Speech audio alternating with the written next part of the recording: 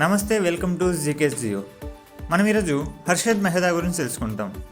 ఈ హర్షద్ మెహతా పేరును మనం ఈ మధ్య విడుదలైన లక్కీ భాస్కర్ అనే మూవీలో ఎక్కువసార్లు విన్నాము మరియు చూసామన్నమాట.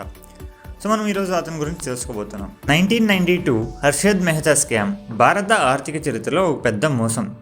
హర్షద్ మెహతా ఎవరు? హర్షద్ మెహతా మహారాష్ట్రలోని గుజరాతీ కుటుంబంలో జన్మించారు. చిన్నతనంలో వ్యాపార రంగం మీద ఆసక్తి పెంచుకున్నారు. ముంబైలో స్టాక్ మార్కెట్లో చిన్న ఉద్యోగంతో తన ప్రయాణం మొదలుపెట్టి నెమ్మదిగా స్టాక్ బ్రోకర్గా ఎదిగారు. స్టాక్ మార్కెట్ను బాగా అర్థం చేసుకుని తన తెలివితేటలతో భారీ లాభాలు సంపాదించి బిగ్ బుల్గా పేరు తెచ్చుకున్నారు. ఈ స్కామ్ ఎలా జరిగింది? బ్యాంకింగ్ వ్యవస్థను దుర్వినియోగం చేయడం. హర్షద్ మెహతా నకిలీ బ్యాంక్ రసీదులు అంటే బ్యాంక్ రిసిప్ట్స్ బిఆర్స్ తయారు చేశాడు. వివిధ బ్యాంకుల మధ్య నిధుల బదిలీకి ఉపయోగించే రసీదులను నకిలీగా సృష్టించి వేల కోట్ల రూపాయలను తన ఖాతాకు తరలించాడు. స్టాక్ మార్కెట్లో పెట్టుబడులు. ఈ డబ్బును స్టాక్ మార్కెట్లో పెట్టుబడిగా పెట్టి కొన్ని షేర్ల ధరలను అనూహ్యంగా పెంచాడు. ముఖ్యంగా ఏసీసీ అసోసియేటెడ్ సిమెంట్ కంపెనీ వంటి కంపెనీ షేర్లను టార్గెట్ చేశాడు. ఉదాహరణకు ఏసీసీ షేర్ ధర 200 నుంచి 9,000కు పెరిగింది. సిస్టమ్ లోపాలను ఉపయోగించడం. హర్షద్ బ్యాంకులు, ఫైనాన్షియల్ ఇన్స్టిట్యూషన్ల స్టాక్ మార్కెట్ మెకానిజాన్ని అర్థం చేసుకొని లోపాలను తన అనుకూలంగా మార్చుకున్నాడు. బ్యాంకుల వద్ద గల నిబంధనల లోపాలు ఈ స్కామ్కు మద్దతు ఇచ్చాయి. స్కామ్ బయటపడటం. 1992లో journalist Sucheta Dalal Times of India పత్రికలో స్కామ్ గురించి రాసి దేశవ్యాప్తంగా సంచలనం రేపింది.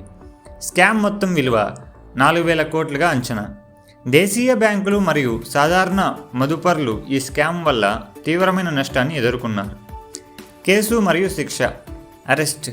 హర్షద్ మెహతా మీద 72 కేసులు నమోదు చేశారు. ఆయన్ను 1992లో అరెస్ట్ చేసి జైలు శిక్ష విధించారు. శిక్ష. అతనిపై పలు మోసపూరిత ఆర్థిక నేరాలు రుజువయ్యాయి. 2001లో జైలులోనే హృదయ సంబంధిత వ్యాధితో మరణించారు. ప్రభావం. మొదటగా ఆర్థిక రంగం మీద దుష్ప్రభావం. భారత స్టాక్ మార్కెట్లో విలువైన కంపెనీల స్టాక్స్ ధరలు పడిపోయాయి. వేల మంది మదుపరులు తమ ఆస్తులను కోల్పోయారు. రెండవది, సెబీ నియంత్రణల బలపరచడం. స్కామ్ తర్వాత భారత స్టాక్ మార్కెట్ నియంత్రణ మండలి సెబీ నియంత్రణలను బలపరిచింది. బ్యాంకింగ్ మరియు స్టాక్ మార్కెట్ వ్యవస్థను మరింత పారదర్శకంగా మార్చడానికి చర్యలు తీసుకున్నారు. హర్షద్ మెహతా కథపాఠం. హర్షద్ మెహతా ఒక కోటీశ్వరుడిగా ఎదిగి చివరికి తన ఆశలు, అనైతిక పద్ధతుల వల్ల పతనానికి గురయ్యారు. ఈ కథ మదుపరులకు, ఆర్థిక సంస్థలకు ఒక పెద్ద పాఠం. నిర్వాకం. హర్షద్ మెహతా స్కామ్ భారతదేశం ఆర్థిక రంగంలో ప్రాముఖ్యత పొందిన సంఘటన. ఇది సిస్టమ్ లోపాలను చూపించి రాబోయే తరాలకు నియంత్రణ అవసరాన్ని గుర్తు చేసింది.